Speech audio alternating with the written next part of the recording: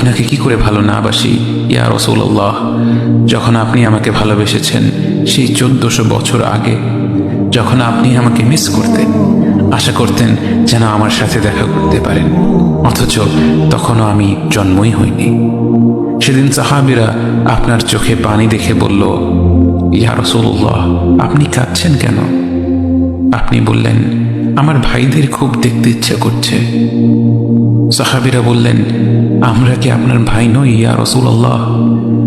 আপনি বললেন, না, তোমরা আমার সাহাবী।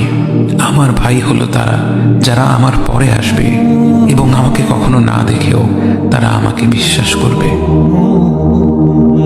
মৃত্যু শয্যায় শুয়ে আপনার অন্তরে এই চিন্তা ছিল যে আমাদের পরিণতি কি হবে।